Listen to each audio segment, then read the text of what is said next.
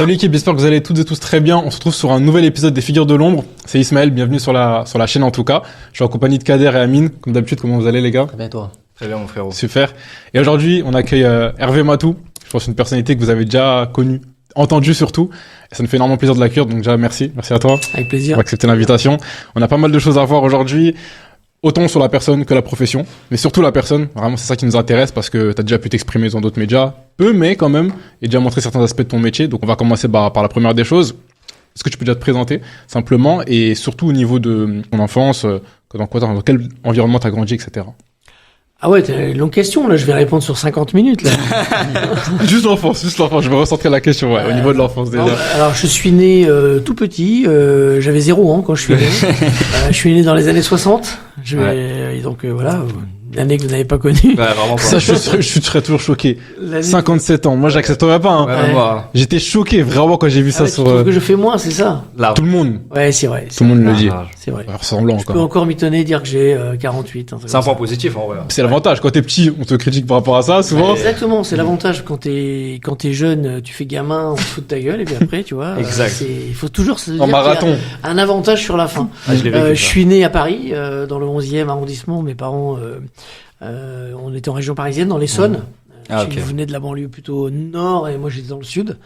Massy, Longjumeau, et ensuite aux 10-11 ans, fin de 6e, j'ai suivi mes parents qui étaient provinciaux, qui étaient fonctionnaires, qui étaient à Paris, qui ont passé 25 ans à Paris et qui sont repartis chez mon père, dans la région de mon père, donc en Auvergne. Donc j'ai grandi ensuite à Clermont. Okay. Donc voilà, dans un milieu aucun lien avec les médias, France moyenne. C'est très nature, Voilà, clairement. nature et découverte. Et c'était quoi le parcours du coup professionnel, par exemple les études que t'as pu faire? Études normales, en fait, passer le bac, voilà, Classique, et ouais. ensuite des études de lettres, une licence de lettres. Envie assez tôt de faire du journalisme, donc j'avais repéré les écoles de journalisme que je voulais faire et j'ai passé les concours, je l'ai eu, donc je suis revenu à Paris à 21 ans pour faire une formation de journaliste en 2 ans. Ok. Et ensuite, j'ai commencé ma carrière. Entre-temps, j'ai fait une année de service militaire. Ça vous dit quelque chose, service militaire? Oui. Mais Oui, bon, pas trop, moi. Le truc qui existait avant et qui, voilà. Journée citoyen à la limite. Oui, Voilà. journée, c'était un jour. Ouais, c'était 1 an du coup à l'époque. 1 an. Un Ouais, an. 1 an. Pourquoi ils l'ont enlevé service militaire? Bon, je t'avoue, j'ai vu un fusil pendant 2 mois et après, Plus rien. plus du tout. Ouais. Ah, ok. Ouais. J'ai vu les réveils très tôt Oui, là. oui, mais quand même. Je pense que ça forge. Hein. Ah, ça forme. Moi, j'aurais bien aimé le faire. Avec du recul. Moi personnellement. Sur le moment, non, mais avec du recul. Je oui. pense ça. Je te conseille pas. Ok. Mais bon, moi là, je suis un warrior maintenant grâce à ça, tu vois. Ouais, après le Je truc. peux survivre en n'importe où. T'es venu cette passion pour le football? Tu sais, la passion pour le foot, on sait jamais, c'est comme un virus, tu sais pas comment ça tombe dessus. Ça peut tomber sur n'importe qui. Moi, j'ai des amis qui ont des enfants qui sont pas du tout foot, ils ont 4 enfants, 3 qui détestent le foot, et puis 1, tu sais pas pourquoi, ça lui tombe dessus. Donc, mon père aimait bien le foot, mais faut comprendre que quand t'es gamin dans les années 70, ça n'a rien à voir avec aujourd'hui où le foot est omniprésent. Ouais, vraiment. Il existe, mais quand t'as 2 matchs par mois, même pas, t'es content, quoi, tu vois. Mais bon, moi il y a eu des années 50 aux années 70, le foot français, c'est complètement le calme plat, il se passe rien. Ok. L'équipe de France fait pas les Coupes du Monde, ou quasiment pas. Et puis, dans les années 70, il y a Saint-Étienne qui commence à faire des résultats en Coupe d'Europe. Toute la France est derrière eux et ça emmène tout le monde et les enfants y compris. C'est-à-dire qu'on n'est pas du tout.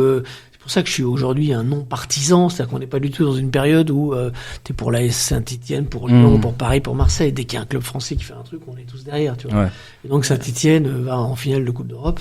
Et donc là, je me rappelle, il y a les magazines qui commencent à sortir. C'est les premiers avec les posters, les machins et tout. Et quand t'as 10 ans et que tu joues au foot dans ta résidence, dans un premier temps, dans ton club après, bah t'es emmené par ça et le virus te tombe dessus et tu deviens passionné. Ok. Donc, est-ce que c'est, on va dire, peut-être grâce à Saint-Étienne que t'as vraiment C'est mis un pied dedans? Ouais, c'est par l'entremise de Saint-Étienne que, voilà, mais en même temps, tous les gens de ma génération sont rentrés au foot par Saint-Étienne, tu vois. Après, il y a eu Bastia, qui a fait une année, ils sont allés en finale de Coupe d'Europe, Bastia, vous imaginez. Donc, voilà, en fait, on était tous pour tous les clubs français lorsqu'ils étaient en Coupe d'Europe. De toute façon, c'était les seuls matchs qui étaient télévisés. Le reste, Ah oui, je me souviens. aucun match de D1, de Ligue 1. Voilà, donc c'est un autre temps. Bien sûr. Ouais, il y avait une émulation collective. Mais je pense que c'est bien aussi parce que ça a permis de rassembler les gens d'une manière différente. Avant qu'il y ait vraiment le clubisme comme maintenant, à ce point-là. Ouais, exactement. C'est pour ça que moi, je n'adhère pas beaucoup au clubisme, en fait, parce que je vibre pour tous les clubs français, quels qu'ils soient. Alors aujourd'hui, tu passes pour un footique si tu dis que le mercredi, tu vibres pour Paris et le jeudi pour Marseille. Ah oui. Et tous mes gens de ma génération, on est comme ça. Enfin, moi, je suis pour que j'ai envie qu'un club français réussisse, quel que soit le club.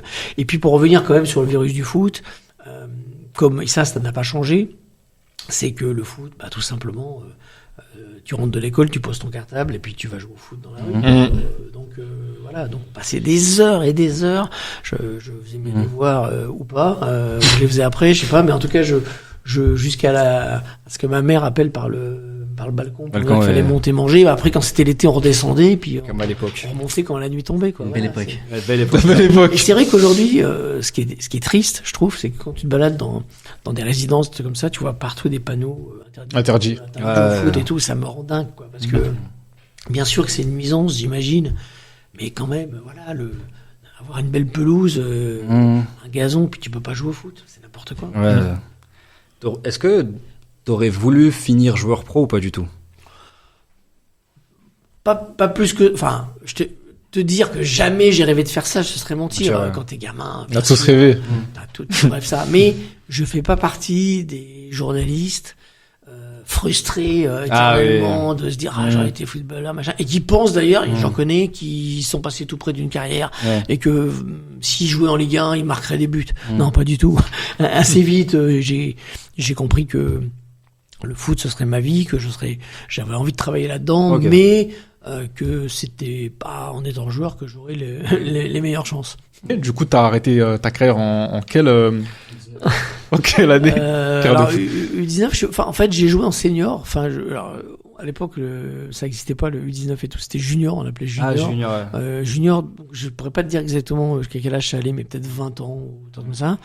Et moi, j'ai joué... j'ai assez vite j'étais dans un club en banlieue de Clermont. Le club en junior, donc on va dire U19, était en plus haut niveau régional, on va dire. Et au bout d'un moment, j'étais gardien. L'équipe première était en difficulté, donc ils ont décidé de mettre de plus en plus du U19 dans l'équipe première. Donc j'ai joué en senior.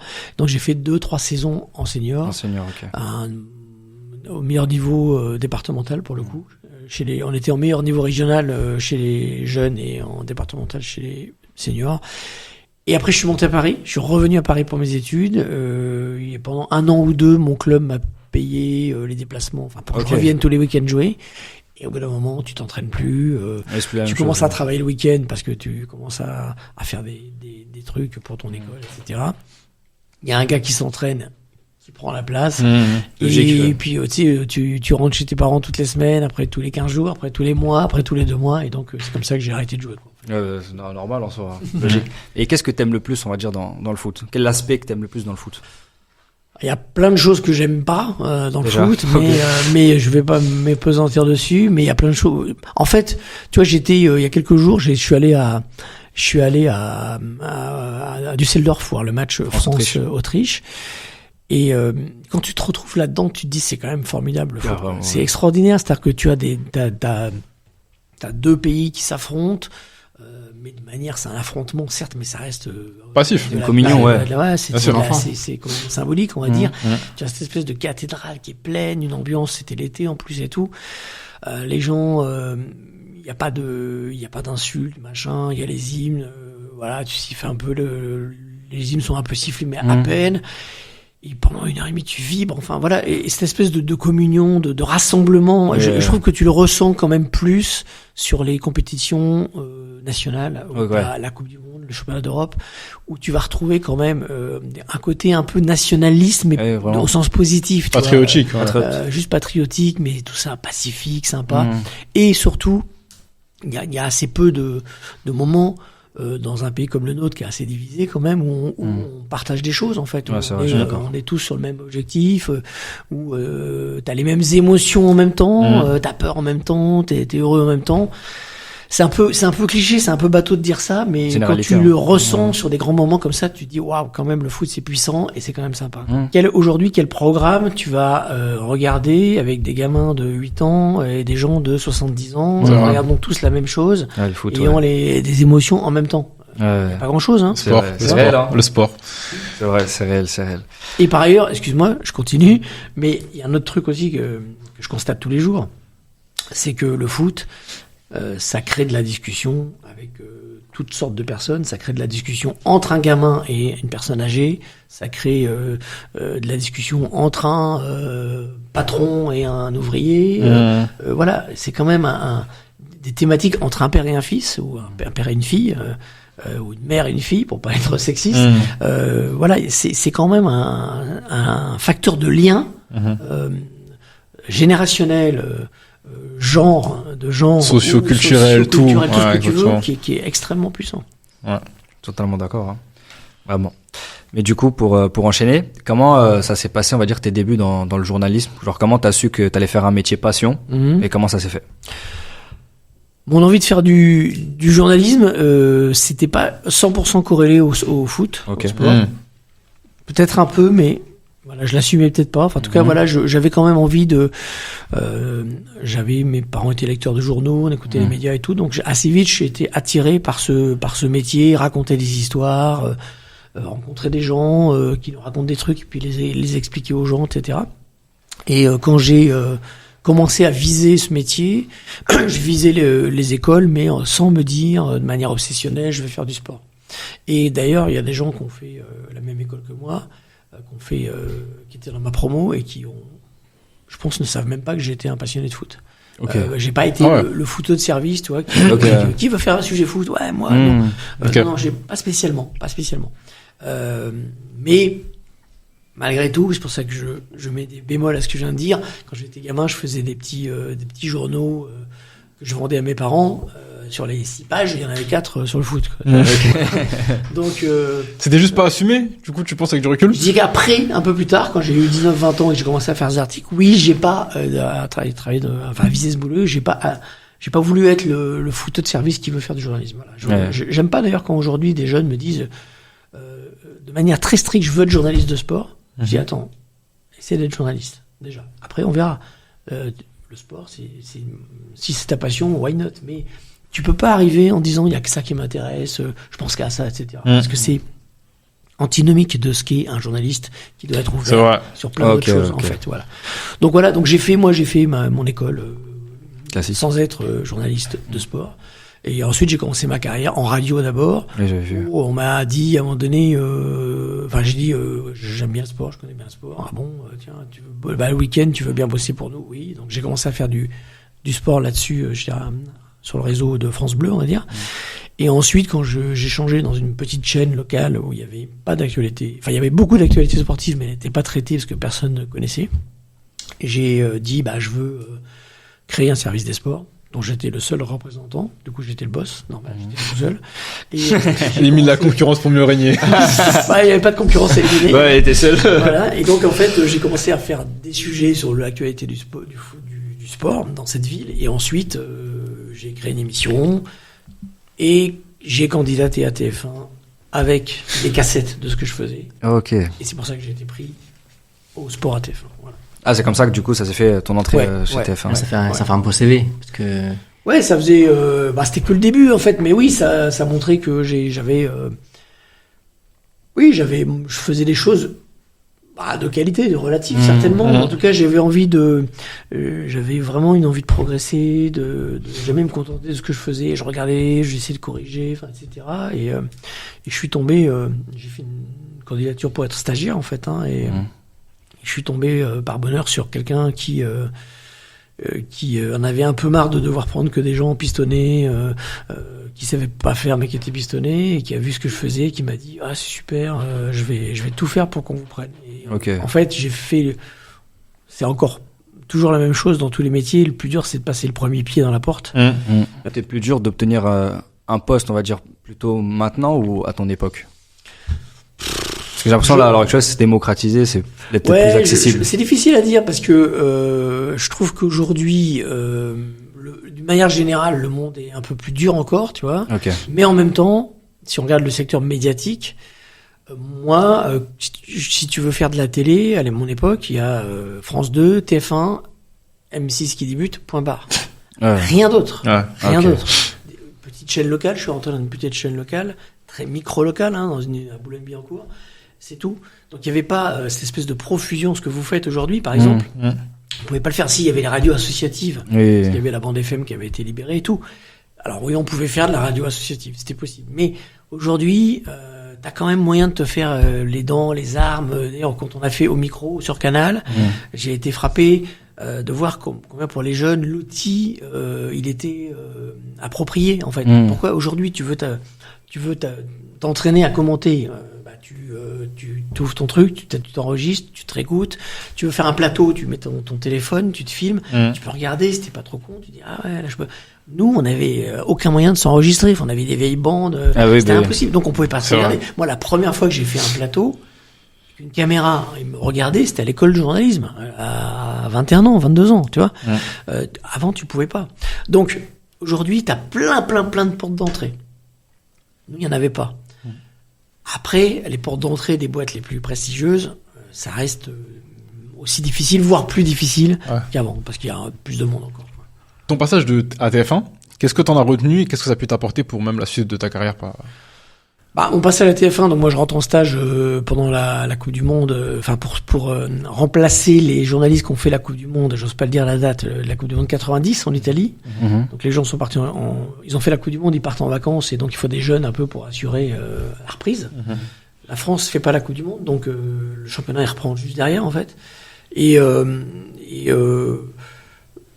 pour moi c'est le rêve honnêtement, parce que je commence, j'ai donc 2 ans d'expérience en radio et en télé, plus l'école et tout, mais je gagne la confiance du boss, il me teste sur 2-3 trucs, et après, je vis un rêve parce que du jour au lendemain, t'es envoyé toutes les semaines sur des stades, des noms qui te font rêver depuis que t'es petit, quoi, tu vois. Tu te dis, incroyable. Je vais à la Baie des Champs, je vais à Francis Levasseur, à Laval, je vais à Félix Bollard, je vais à Saint-Symphorien, à Mince.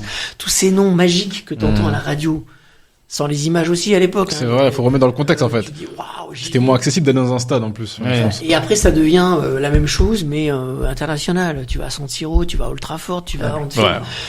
Attends, t'as 22 ans, et ta vie, c'est ça pendant 5 ans. Mais c'est génial, tu vois, il était en magazine de l'expérience. Donc je fais 8 ans à TF1. Je fais mon chemin et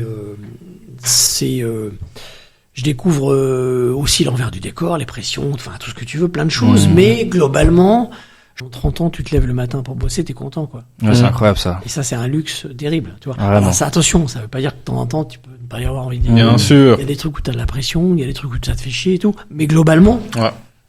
T'es quand même heureux d'aller bosser, et ça n'a pas de prix. Tu vois.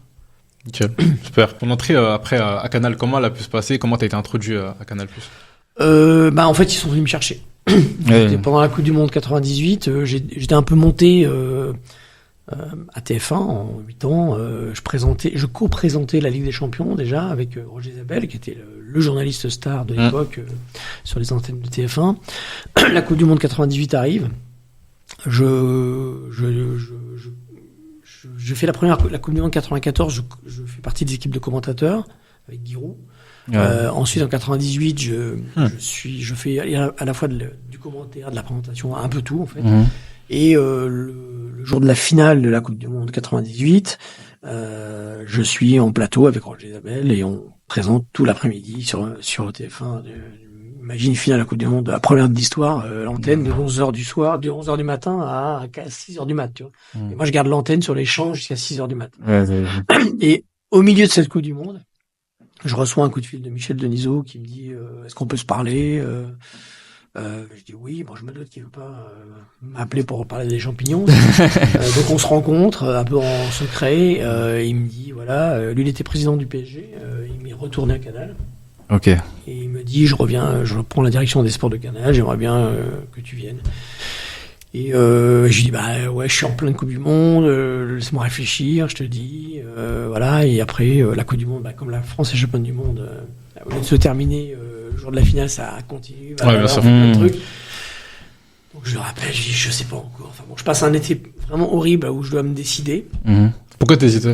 J'hésitais parce que quand tu mets un grand virage dans ta carrière, fatalement, tu te poses des questions. J'étais attiré par ce que représentait Canal, mais en même temps, je voyais bien que la Coupe du Monde avait boosté ma position à TF1. Et quand je leur ai annoncé que Canal voulait que je vienne, TF1 m'a fait des contre-propositions, m'a proposé plein de choses. Mais je me suis dit aussi que j'aurais eu du mal, après ce qu'on venait de vivre sur la Coupe du Monde, le titre mondial et tout, de repartir dans le quotidien. Ouais.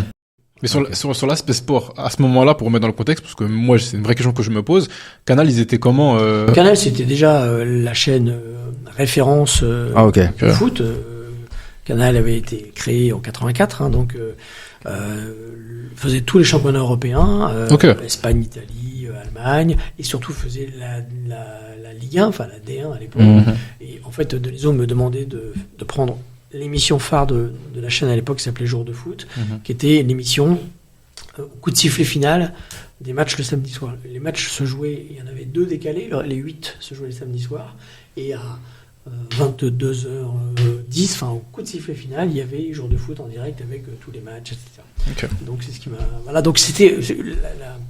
La proposition était alléchante, mais malgré tout, quand t'es à TF1, t'es très exposé, on t'explique que c'est la chaîne numéro 1, etc. Donc c'est un dilemme. Tu te dis, faut pas se tromper, voilà. T'avais un statut, c'est normal. Ouais, exactement. Mais j'avais un statut, mais ça m'a fait changer de statut, justement, parce que je suis passé de... Tu sais, j'avais le statut du joueur formé au club. Oui. Tu sais, quand t'es formé à TF1, ça fait 8 ans que t'es là. Même si t'as progressé, tu restes dans l'esprit de plein de gens, le stagiaire, en fait. Oui, c'est vrai. Et ils disent, quand tu commences à dire, mais attendez, c'est bon, on dira, le stagiaire, il a pris le melon. C'est pas qu'il a pris le melon, c'est que ça fait 8 ans qu'il est là. Ouais, c'est un stagiaire, quoi. Et donc, voilà, tu vois. Et donc, en fait, quand tu quittes ton club formateur, c'est des trucs que des joueurs peuvent connaître parfois, tu vois. Ils changent de statut parce qu'ils ont été achetés. Et moi, c'est un peu pareil. J'ai changé de statut parce que j'avais été coopté par un concurrent. Et donc, je suis arrivé avec un autre statut à Canal que celui que j'avais à TF1. Logique, ouais. Du stagiaire, qui, en gros, dès que tu lui donnes une super responsabilité, il devrait te remercier. Il doit vraiment te dire merci parce que tu lui donnes ça. Ce qui est vrai, tu dis merci, mais malgré tout, c'est ton boulot et tu leur rends service aussi, tu vois. Ok. Ces 10 dernières années, beaucoup de médias émergés. Des grands, des plus petits. Comment on fait pour se renouveler et être toujours numéro 1? Je pense qu'il faut pas s'endormir, tout simplement, individuellement et collectivement pour un média. Ouais. Je pense que individuellement, faut jamais. Moi, j'ai croisé dans ma carrière des gens qui, je voyais qu'ils se sentaient arrivés en fait, qu'ils ont passé le step 1 au step 2, 3, et ils se disaient waouh, je suis au 3e, waouh, et ils font la même chose pendant non-stop, ils se renouvellent pas, ils se remettent pas en cause. Donc ça, c'est quelque chose qu'il faut s'infliger à soi-même. Ça veut pas dire de ne jamais être content, mais chercher à s'améliorer. C'est une mentalité. C'est un conseil que je peux donner aux jeunes qui nous regardent. Souvent, quand quelqu'un te dit bon, c'est bien, mais il y a ça qu'il faudrait changer, ou je voudrais qu'on change, hein, ton premier réflexe, c'est de dire non. Enfin, tu dis mais non, c'est quoi ce con qui me demande ça, etc. En fait, ça te fait peur toujours, le changement. Tu dis, moi, ça va bien, toi, ça marche bien, pourquoi il vient m'emmerder avec un changement?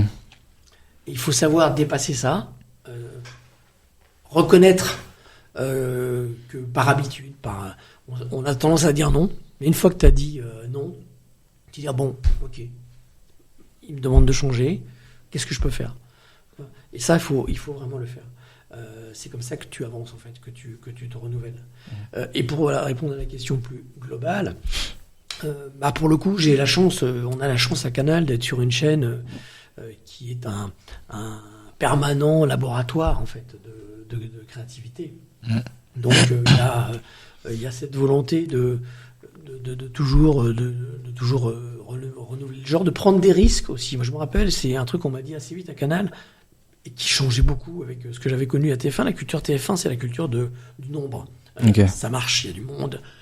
Audience, les chiffres. Voilà, c'est les chiffres, et deux, il y a tellement de monde, faudrait pas choquer, faut pas changer parce que les gens sont là. Au bout d'un moment, quand les gens commencent à partir, là, c'est la panique, tout. Canal, je me rappelle, souvent, on disait, les abonnés, puisqu'on travaille quand même pour eux, ils vont pas te reprocher de te tromper, ils vont te reprocher de pas avoir essayé, en fait. Ouais. C'est vrai que on est dans l'envie de toujours prendre des risques, essayer de se renouveler, alors plus ou moins. Après, on reste un gros média, donc il y a certainement des petits médias alternatifs qui ont plus d'agilité que nous, c'est bien normal. Sûr. Mais enfin, en tout cas, on essaye de pas s'endormir sur nos lauriers, de se remettre en cause.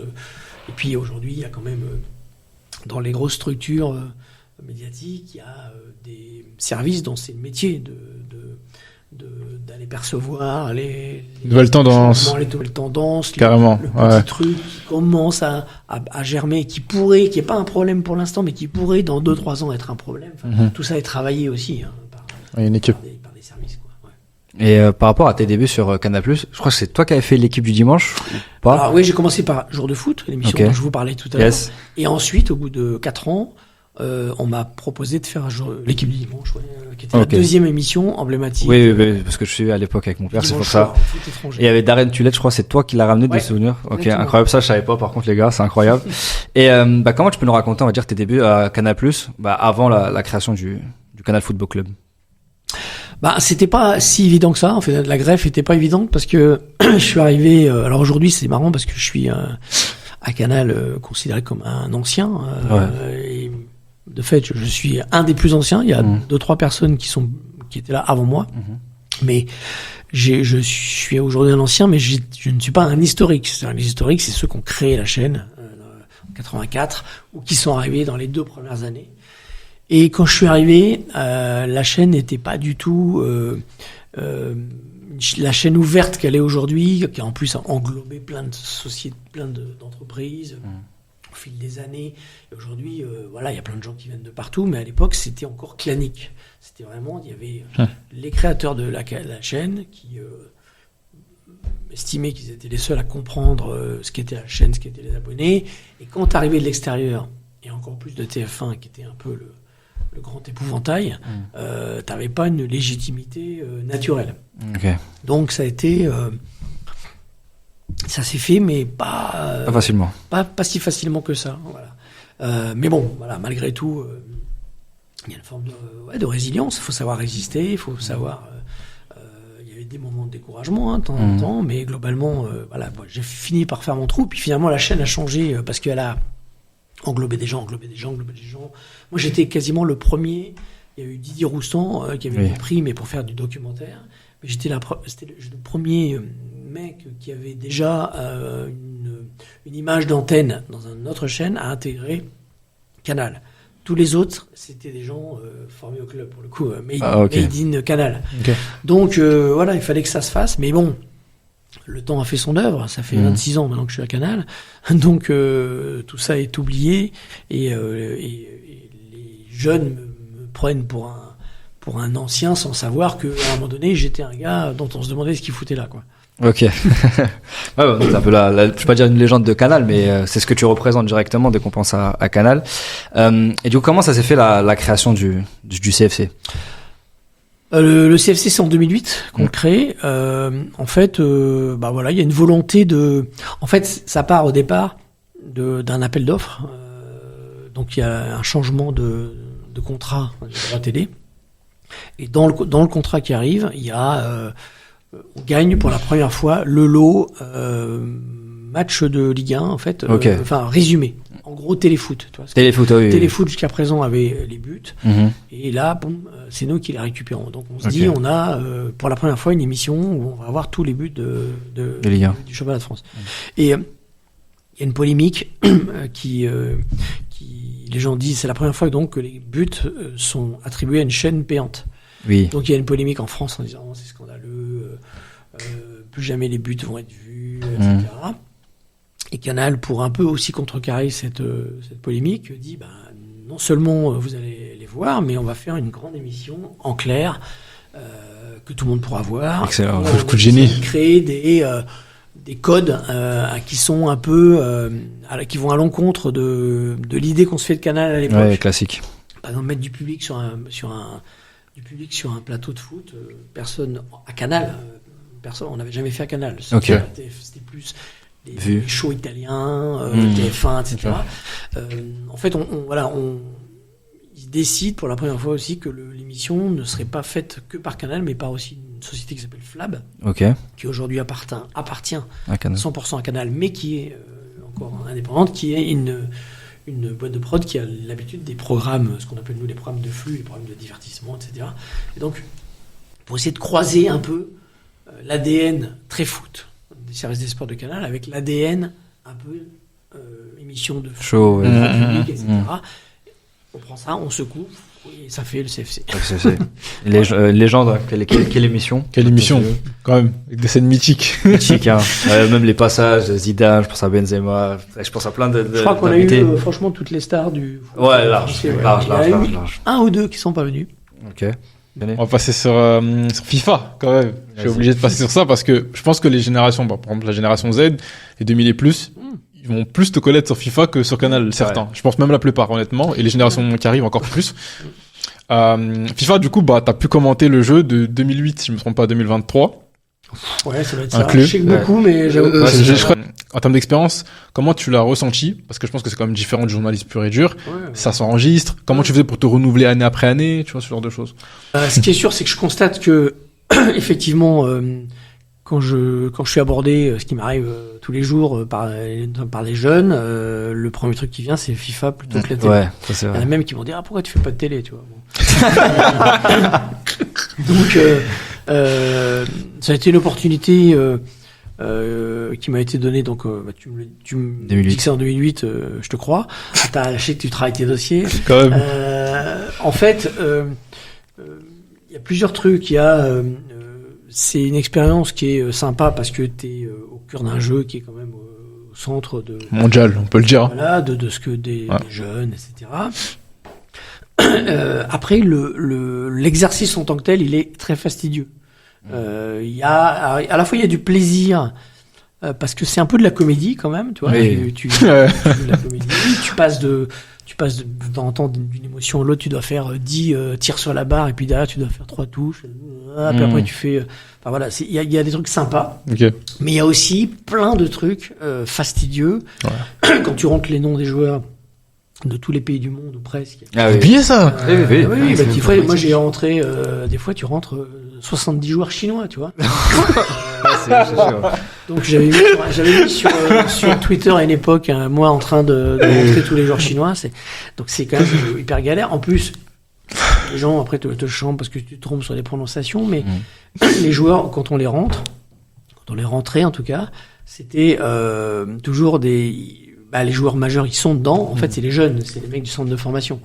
Et quand tu as une liste de 800 joueurs de tous les pays avec des origines diverses, tu sais en gros, oui, bien sûr tu sais que le J en Espagne c'est Ro, il y a des pays tu sais pas, où t'as des gars qui veulent pas qui prononcent leur nom comme ci, comme ça, etc.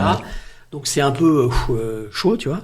Et puis pour répondre aussi à ta question, c'est qu'il y a pas de il y a une marge de manœuvre mais assez réduite. Bien sûr.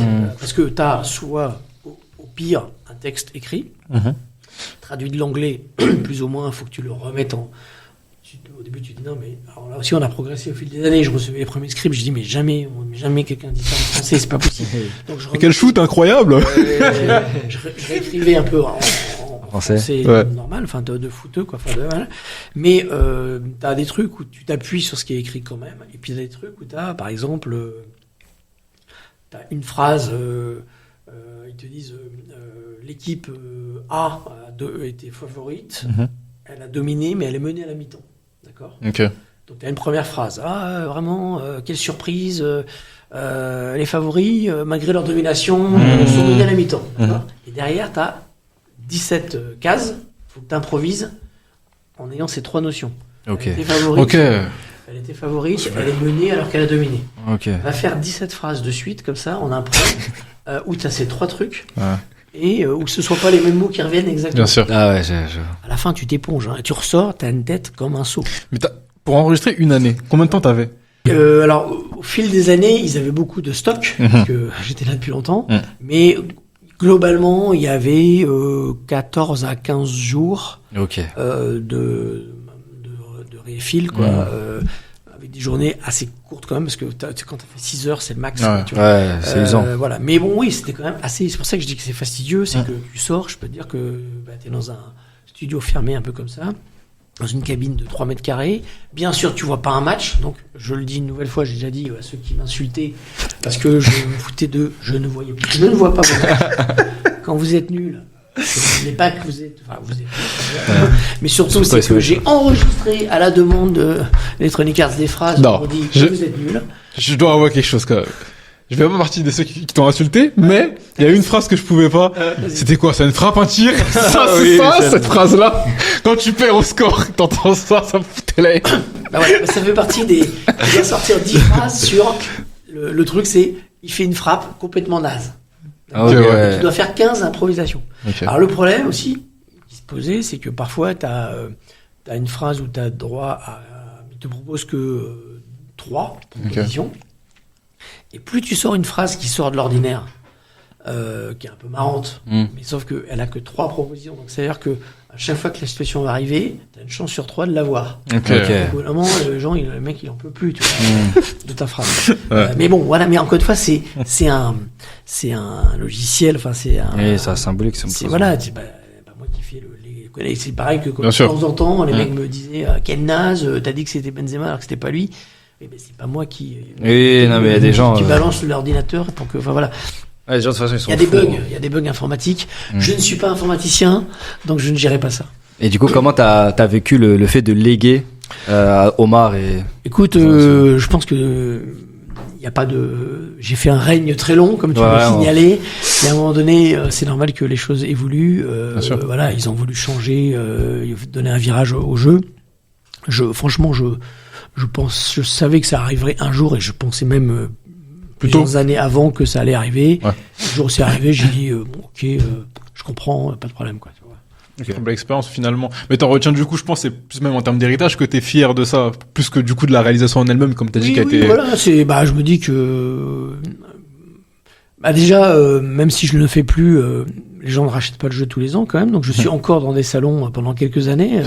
J'ai encore des gens qui me disent mes enfants jouent. Le prime FIFA, c'est toi. On va dire honnêtement, c'est les meilleurs FIFA. 17, Entre 2008 et 2023, il y a les meilleurs. Il y a des gens qui jouent encore avec FIFA 18, 19. Bien sûr. Donc je n'ai pas encore déserté les salons des gens.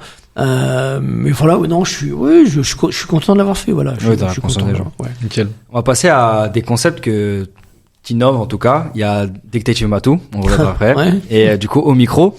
Comment ça s'est fait, on va dire, la création, on va dire, on va commencer par Au Micro. Comment vous êtes venu l'idée de Au Micro? Faut rendre à César ce qui appartient à César. C'est une idée de Thomas Sénécal, qui est le patron des sports de Canal. C'est lui qui a eu cette idée, qui assez vite m'en a parlé d'ailleurs. Il m'a dit quand il est arrivé, il était déjà au service des sports, mais il est devenu patron. Il m'a dit j'ai des idées, notamment il m'a parlé de Au Micro, qui s'appelait pas comme ça encore. Mais, et ce qui est bien, c'est quand t'es patron, que t'as une idée, tu décides de la faire.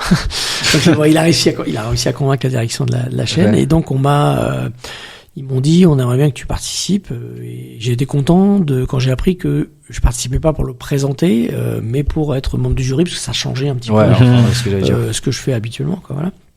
Donc voilà, c'était un projet innovant quand même, totalement innovant dans ce domaine en tout cas, hein, et on est super content parce que ça a pris très fortement. Les audiences sont très bonnes, mais aussi au-delà de ça, il y a tout ce que ça a généré comme discussion, comme presse, mais aussi honnêtement aujourd'hui, j'ai 10 personnes qui m'arrêtent dans la rue, j'en ai 8 qui me parlent de Au Micro, quoi. Magnifique. Donc c'est venu réveiller un truc qui est une sorte de fantasme. Vraiment. De gens, en fait. On en parlait avec Baz justement. Ouais, et exactement. il avait archi kiffé l'expérience parce qu'il s'attendait pas à ça, et il avait dit que du bien justement de ça. Et tu l'as dit qu'en plus ça révélait en des personnes cette opportunité, parce qu'elles se disaient que bon, j'ai 30 ans, j'ai 40 ans, j'ai telle carrière, je pourrais jamais le faire. Et donc ça donnait un peu cette opportunité, même si ça va pas être... En fait, le drame de la vie, hein, c'est qu'on en a qu'une, mais que dans notre monde, vous le savez mieux que moi, en tout cas plus récemment que moi, au bout d'un moment on te demande de choisir. Et les choix que tu vas faire, quand tu les fais, que tu as 17 ans, 18 ans, tu t'en rends peut-être pas compte, c'est pas qu'ils sont définitifs, mais ils te mettent sur des voies directionnelles. C'est hyper dur ensuite de changer. Toi, 17 ans. Voilà. Et donc, moi, des CV de gens qui ont 22 ans c'est rien, c'est jeune, qui me disent, voilà, je voudrais être commentateur. Ils me balancent ils ont fait des études de commerce international et qu'ils ont 3 ans d'expérience dans un truc qui n'a rien à voir. Sachant que j'ai par ailleurs 100 CV de gars qui sortent de trucs de journalisme. Et là, c'est mort pour eux, tu vois. Donc l'idée, c'est ça, c'est de donner une chance à quelqu'un qui, pour des raisons X ou Y, a pris une autre voie. Et alors, ce qui est cruel, hein, c'est qu'on réveille un peu ce rêve. On dit, tu croyais que c'était fini? Ben non. Mais il y en a qu'un en fait, hein, qui va gagner. Tu montes dans le train et il y en a qui vont sortir dans la gare avant, quoi. Mais bon, c'est aussi le pari, la conviction qu'on avait que dans ce rôle spécifique de commentateur, il peut y avoir des gens qui ont du talent, qui peuvent faire ce métier certainement, même s'ils ont fait autre chose. C'est le cas d'Alexandre qui a gagné, ingénieur en informatique, en cybersécurité. Alors certes, qui a fait du commentaire d'e-sport. Mais toi, c'est vrai que pour l'instant, on constate que ceux qui sont arrivés dans les finalistes, ils avaient tous un peu une expérience quand même du commentaire. Le gars qui fait un truc qui a rien à voir et qui se révèle commentateur exceptionnel, c'est quand même plus difficile. Plus dur. Mais d'ailleurs, on y réfléchit pour la saison 2, pour faire en sorte que les lauréats soient pas tous que des gars qui sont des commentateurs cachés en fait. Mais voilà, c'est une opportunité qu'on voulait donner et en faire en plus une émission sympa à regarder. Et je pense que ça a plutôt été. Même ça donne de la visibilité pour les participants en soi. Exactement, c'est ça qu'ils vont retenir une expérience, de la visibilité, ça va révéler des choses en eux. Et même je pense que pour les jeunes, comme tu as dit, ça va. Le public jeune a quand même pas mal apprécié cette émission. Des gens de mon âge, c'est la vingtaine de tout passionné de foot, hein, surtout nous les gars de quartier de base. Soit footballeur, soit commenter ou débattre. Et comme on faisait que de débattre en bas du quartier, donc voilà. Après, il y a qu'un seul vainqueur, mais effectivement, t'as raison, il y en a quand même qui vont réussir à tirer leur épingle du jeu. Après, ce qu'on veut montrer aussi, c'est que commenter devant ta télé avec tes potes, c'est pas pareil que commenter, vraiment pas. Voilà. C'est un peu comme toi, tout le monde dans les trucs d'émissions de The Voice ou et tout, c'est parce que tu chantes sous ta bouche que tu vas pouvoir chanter sur une scène, quoi. Donc c'est aussi montrer qu'il y a des exigences, que la passion, parce que souvent dans notre métier, les gens confondent ce qui est un élément indispensable, mais ils pensent que c'est l'ingrédient unique et suffisant, la passion. Genre, je suis passionné de foot. Ça suffit pas. Faire ce métier. Mais, comme tout le monde. Moi, j'aime les champignons, tu vois. C'est pas pour ça que je suis champignologue. Tu vois. Donc en fait, bien sûr que tu peux pas être journaliste de sport si t'es pas passionné par le foot. Franchement, ça n'existe pas. Mais c'est pas parce que t'es passionné de foot que t'es journaliste de sport. Exact. Donc en fait, c'est le but aussi de montrer tout ce qu'on exige, tout ce qu'on demande comme travail, etc. Et que ce qui paraît facile, parce que notre métier, c'est aussi de faire croire que c'est facile. Parce que comme un comédien, quand un comédien fait un truc sur scène, t'as pas envie quand tu le vois de penser aux heures qu'il a mis à écrire, à apprendre le texte, tu vois. Sinon c'est nul. Ça vend pas, c'est ça qui vend. On fait comme si c'était mais en fait il y a du travail, bien sûr, il y a de la préparation et du travail. Et si le but de micro, c'est aussi de montrer ça, quoi, ce travail invisible. Ok, incroyable. Et du coup pour même question, mais cette fois-ci pour Détective Matou. Comment il a été utilisé? C'est le notre service des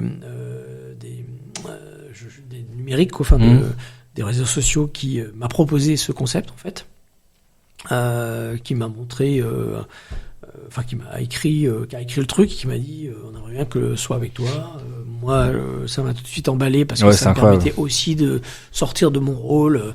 Classique. Du gars bien propre sur lui qui va. Donc, et puis surtout, j'ai eu assez vite la conviction que ça pouvait permettre d'obtenir des invités, des choses différentes en fait. Ouais. Voilà. Apprendre des trucs. Ouais.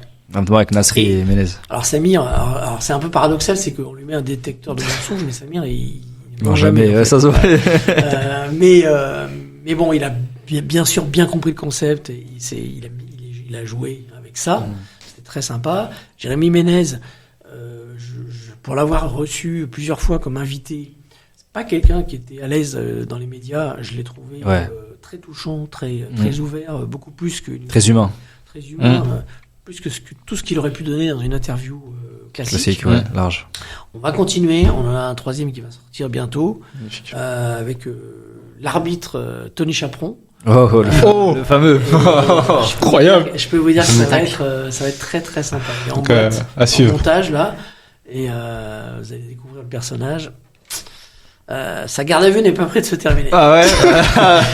C'est incroyable. Au niveau de la disponibilité de tout ça, YouTube pour Détective Matou et au micro c'est uniquement sur Canal+, si je me trompe pas. Ouais, c'est Canal+, pour au micro Canal+, à consommer également sur MyCanal bien sûr, et surtout voilà. Et effectivement Détective Matou, il y a quelques diffusions sur les antennes, mais c'est un produit qui avait vocation à vivre gratuitement sur YouTube. Super. Vous pouvez retrouver tout ça sur ces plateformes. On t'a dit en préambule un peu de l'émission qu'on voulait parler aussi de l'aspect humain, tu vois, vraiment ta personne, etc. Au niveau, toi, un peu de le côté familial, comment t'as géré tout ça? Bon, on va pas dire depuis tes débuts, ça va être trop long à résumer, mais surtout dans les moments où, comme t'as pu le dire, c'est dur, que ce soit mentalement à cause du travail ou même en termes d'exposition, peu importe. Comment t'as géré cet aspect, toi, au niveau de ta famille, gérer ton rôle de père et en même temps trouver un travail? équilibre. Bah franchement, je pense que ça dépend. Chacun, tout le monde te dira ma famille c'est le plus important, etc. Tu vois. Mais je vois parfois des gens dire oui, moi ma famille c'est très important. J'adore ma fille au petit déjeuner, j'emmène à l'école et puis je rentre à minuit. Puis moi non, moi je peux pas vivre en voyant mes enfants au petit déjeuner et les lâcher, tu vois. Okay. Donc moi je suis un papa poule, donc je dirais, en parlant d'équilibre, j'ai toujours, deux choses. J'ai toujours fait en sorte d'équilibrer autant que possible ma vie professionnelle, ma vie personnelle. Alors, fatalement, quand on travaille dans le sport et dans le foot, on a un rythme qui est différent des autres. Moi, je travaille le dimanche depuis 30 ans, donc fatalement, c'est une contrainte familiale. Mais en même temps, t'as d'autres avantages, c'est-à-dire que tu peux aussi te libérer en semaine quand tu veux, enfin, sauf si t'as une émission, etc. Mais t'as des plages de liberté décalées mais différentes. Mais moi, voilà, j'ai toujours fait en sorte de jamais accepter de jouer à des confrères, mais je les juge pas, mais qui font la matinale sur une radio, qui font une émission l'après-midi, une émission le soir. Moi, je pourrais pas faire ça parce que j'ai envie de voir mes enfants, j'ai envie de voir ma femme, j'ai envie de vivre aussi avec les miens. Et en ce qui concerne l'équilibre, quand j'ai eu des entre guillemets des déceptions professionnelles, enfin, tu t'espères faire un truc, puis finalement tu le fais pas. Je me suis toujours dit tout de suite après, bah c'est pas grave si autant de temps que tu passeras en plus avec ta famille plutôt que à accuser le coup. Bien sûr. Voilà. Donc c'est en cela que ça a un peu équilibré le truc, quoi. Il y a un mot qui est souvent revenu, on va dire, c'est le mot pression. Justement, comment t'as su gérer les pressions médiatiques et tout ce qui en suit? Parce que comme je dis, t'avais une image, tu représentais aussi une chaîne. Comment t'as su gérer tout ça?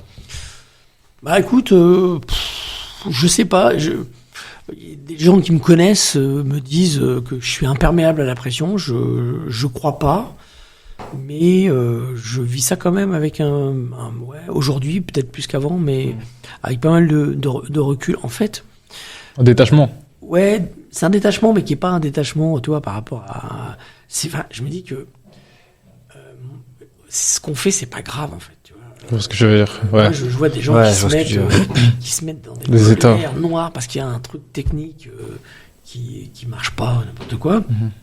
Je dis, on a de la chance dans le métier où quand t'as un problème technique, t'as pas 200 mecs dans l'avion qui meurent derrière, tu vois. Ouais. C'est vrai. Juste un gars qui a eu un son qui a pas marché pendant 20 secondes, tu vois. Il y a rien de grave, quoi.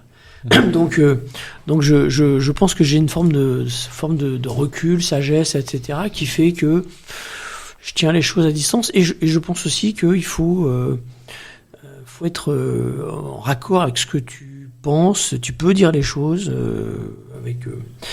si tu les dis simplement et sans méchanceté, ou tu peux, voilà. Et aussi, je reviens à ce que j'ai dit un peu plus tôt, c'est que aussi quand tu subis des critiques, une critique, au début ça fait mal, c'est normal, tu vois, mais ne pas s'arrêter à cet effet comme ça, tu vois, se dire ok, il m'a dit ça, ça me fait pas plaisir, mais maintenant comment il a un peu raison ou pas. Ok, prendre le bon. Voilà, donc à l'arrivée, voilà. Après, parce que j'imagine que tu vas me poser la question sur la notoriété et tout, moi je suis à la base un mec qui aime bien la discrétion, en fait. J'étais un gamin timide, en fait, un peu discret. Et aujourd'hui, je suis pas timide, j'ai le contact assez facile avec les gens, je suis un bavard, machin, mais reste discret. C'est-à-dire que quand j'arrive dans un endroit, je me dis pas, wow, les gars. C'est normal. Comme ça, hein, tu vois. Moi, plus je suis incognito, mieux je me porte, en fait. Donc, j'ai dû m'approprier ça, quand j'étais tout jeune, quand j'étais à TF1 au bout de 4-5 ans, là, j'avais 25-26 ans. Honnêtement, je vivais hyper mal d'être dans une file d'attente pour aller au cinéma et que les gens me regardent, me dévisagent, etc. Je savais plus où me mettre. Maintenant, je me suis habitué avec le temps. Oui, et normal. j'ai compris que qu'il fallait le prendre positivement. Et, parce que les gens, souvent, ça arrive que les gens, pas spécialement pour moi, mais disent... le mec il nous a stobé, etc. Parce qu'ils partent du principe que parce que la personne est exposée, elle te méprise, entre guillemets. Ouais, alors que finalement, souvent, c'est l'inverse. C'est qu'une foule, 50 mecs, c'est intimidant pour une personne, même si elle est connue ou quoi que ce soit, tu vois, tu vas pas spontanément. Bien sûr. Comme ça, voilà.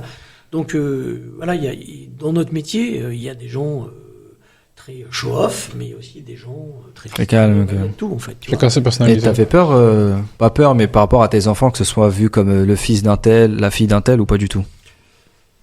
En fait, j'ai pas eu le temps d'avoir peur, mais oui, j'en parle avec eux. Parfois c'est lourd, parce que quand dans ton collège, tout le monde te regarde en sachant qui tu es, etc. Parfois ça peut être lourd. Ouais, sur ça. Maintenant, je leur ai toujours dit. Écoutez, ouais, c'est comme ça.